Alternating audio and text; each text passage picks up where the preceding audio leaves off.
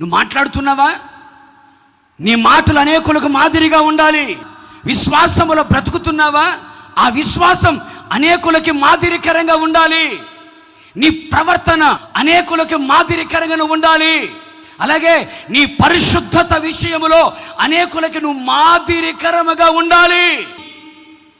కనుక ప్రతి సేవకుడు, ప్రతి విశ్వాసి మాదిరికరముగా బ్రతకాలి. నన్ను దర్శించాడు, నా జీవితాన్ని మార్చాడు, నా బ్రతుకుని మార్చాడు. చీకట్లో నుంచి ఆశ్చర్యకరమైన వెలుగులోకి ప్రభు నన్ను తీసుకొని వచ్చాడు. ఎందుకు తీసుకొని వచ్చాడో తెలుసా? నేను మాదిరిగా ఉండాలని. మాదిరికరంగా బ్రతుకుతున్నామా? మాదిరికరముగా మనము జీవించగలుగుతున్నామా? ప్రేమైన సహోదరి సహోదరులారా, నీ ఇంటికి నువ్వు యజమానుడిగా ఉన్నావు. నీ ఇంట్లో ఉన్న వాళ్ళకి నువ్వు మాదిరికరంగా ఉన్నావా? నీ ఇంటికి యజమానురాలుగా నువ్వు ఉన్నావు. నీ ఇంటికి నువ్వు మాదిరికరముగా ఉన్నావా?